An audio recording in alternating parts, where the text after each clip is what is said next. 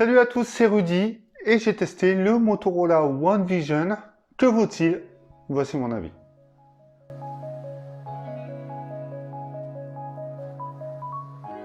Et encore une fois, je ne m'arrête plus. Merci le café du geek, dont vous retrouvez les liens dans la description, mais également Motorola pour m'avoir envoyé ce smartphone.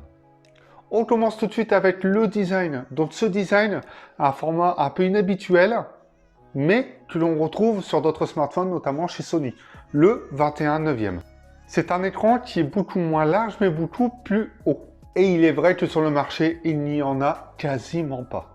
C'est donc un smartphone qui tire sur la longueur et qui peut être agréable en main. C'est-à-dire que le bord à bord est accessible avec une seule main, mais par contre, sur la hauteur, il faudra absolument les deux mains pour l'utiliser. C'est vraiment un format qui est fait pour visionner du contenu adapté, notamment des séries, etc. Ce smartphone est en plastique, il est assez agréable en main, mais il prendra rapidement les traces et il est vraiment bien fini. On retrouve cet aspect sans bordure, mais les bordures sont assez larges quand même. Et surtout, un pinch hole, c'est-à-dire ce petit trou sur le haut gauche de l'écran, qui est assez épais également. En soi, ce smartphone est plutôt bien pensé, visuellement, mais avec des bordures épaisses, et cela élargit le smartphone. J'avais également bien aimé les petits reflets et surtout ce coloris marron qui change un peu de ce que l'on trouve sur ces smartphones milieu de gamme. Et il est vrai que j'ai apprécié l'avoir en main, malgré ce petit aspect assez fragile. Qu'est-ce qu'on retrouve d'autre? Eh bien, un port USB type C, un haut-parleur, notamment un haut-parleur Dolby, dont on retrouve également à l'arrière un double module capteur photo, donc qui est assez épais, mais également un lecteur d'empreintes qui l'est aussi. Au final, ce smartphone est sympa, alors qu'un peu de raffinement aurait pu alléger tout ça et apporter un design un peu plus joli, un peu plus agréable et un peu plus fin. Également, ce smartphone est typé 52. L'écran est assez grand avec ses 6,7 pouces. C'est une dalle Full HD+, IPS LCD.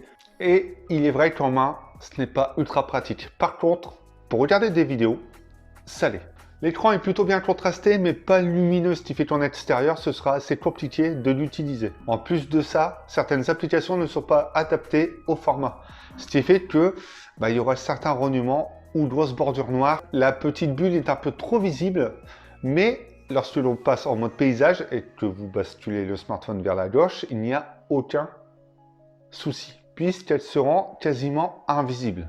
Et on retrouve également des reflets roses sur les angles de vue et des petits jeux de couleurs. Donc c'est un écran IPS, c'est un smartphone aux alentours de 300 €. Il ne faut pas s'attendre à une excellente dalle. Elle aura quelques petits défauts, mais dans l'ensemble, sincèrement, l'écran est plutôt bon et amplement suffisant. Ce qui est fourni avec ce smartphone, Android 9 Pie et Android One, puisque ce smartphone tourne sous Android stock avec quelques petits ajouts et quelques petites applications maison. Comme les gestes moto qui ajoutent quelques petites choses en plus face aux gestes de chez Google. Et j'ai été totalement perdu, je ne suis pas habitué à utiliser Android pur, je m'en éloigne même de plus en plus, et ce qui se passe, eh bien, c'est tout simplement que j'étais un peu perdu avec cette petite barre et tous les gestes centrés sur cette barre. Ça changera avec Android 10 et je pense que ce sera un peu plus ergonomique. En plus de ça, c'est de l'Android pur, donc ça reste réactif et assez fluide au quotidien. Et avec ça, on retrouve un Exynos 9609, ce qui en fait donc le premier smartphone à intégrer ce socle. Il est épaulé par 4 Go de RAM et 128 Go de stockage extensible. Il sera assez proche du Exynos 9610 qui est celui intégré avec le Galaxy A50, un socle de chez Samsung également. Pour les tâches quotidiennes et une utilisation quotidienne, il n'y a aucun souci. Il n'y a pas trop de lag, pas trop de ralentissement. Il peut en avoir de temps à autre, mais ça reste très léger. Par contre, en jeu, il n'y a aucun souci et j'ai été saisi. Ce smartphone tourne très bien. Côté graphisme, on ne va pas s'attendre à quelque chose d'énorme, mais c'est optimisé de façon à ce que tous les jeux tournent sans réel lag. Petite chose à noter, il chauffera très rapidement. Alors ça va pas nuire après plusieurs minutes de jeu au gameplay, et c'est ça qui est bien. Mais par contre, la chauffe n'est pas bien gérée du tout. Et avec le plastique, forcément, ça chauffe même un peu plus vite. Et côté autonomie, très rapidement, 3500 mAh qui permettent de faire la journée.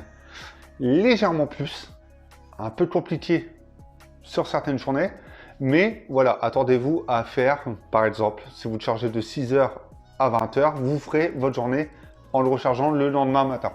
Et du côté de la charge, 0 à 50% en 40 minutes. Et après, il faudra attendre en moyenne un peu plus d'une heure et demie pour qu'il soit chargé à 100%. Appareil photo 48 mégapixels et 5 mégapixels. Ce sont les deux capteurs principaux. C'est ceux que l'on retrouve sur le module. À savoir que le 48 mégapixels utilise le pixel binning. Ça absorbe plus de lumière pour avoir un rendu optimal du cliché. Les photos seront donc prises en 12 mégapixels. Et le résultat, eh bien, de jour, c'est satisfaisant. Les clichés sont vraiment beaux. Mais il y a parfois une sur- ou une sous-saturation.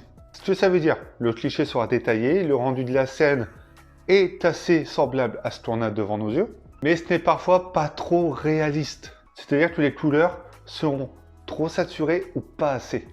Surtout quand il y a trop de lumière. Que ce soit en intérieur ou en extérieur, le cliché sera sous ou surexposé. Et donc la plage dynamique ne sera pas excellente. En basse luminosité, il y a un laps de temps qui se fait entre le moment où on prend le cliché et le moment où il est pris. On perd en netteté, on perd en détail, en couleur aussi. Et le mode nuit peut aider, mais sincèrement, c'est un peu trop irréaliste. Le deuxième capteur de 5 mégapixels est présent pour l'effet bokeh, tout simplement. Le mode portrait est intéressant par les modes proposés. On peut mettre un fond noir, se mettre en couleur également. On peut augmenter et diminuer l'effet du flou. Par contre, si on augmente, je trouve que le découpage est très moyen.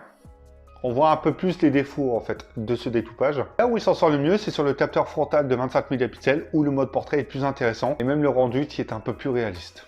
Après un peu plus d'une semaine d'utilisation avec ce smartphone, je reste un peu mitigé, c'est-à-dire qu'il y a une concurrence qui est très forte et qui propose quelque chose de mieux en photo, en autonomie et parfois même sur les matériaux utilisés. Vous le trouverez aux alentours de 300 €, c'est un produit attractif, intéressant et Motorola propose à chaque fois un nouveau format, un nouveau design, des petites choses qui font que ces smartphones se démarquent. Est-ce qu'il est à conseiller? Bien oui, si vous avez le budget, pourquoi pas. Mais si vous avez un peu plus à mettre de votre poche, on peut partir sur un Honor View 20 ou autre smartphone tout aussi intéressant. Si vous avez aimé cette vidéo, eh bien likez, partagez, abonnez-vous et activez la petite cloche. Maintenant que vous connaissez mon avis sur ce Motorola One Vision, eh bien donnez-le vôtre dans les commentaires, posez-moi vos questions. D'autres tests vidéo sont disponibles sur la chaîne, mais également sur avimobile.fr. Et nous, on se retrouve bientôt pour une autre Vision sur un autre smartphone. Je viens d'avoir l'idée et un petit jeu de mots comme ça pour terminer. Ça fait toujours plaisir.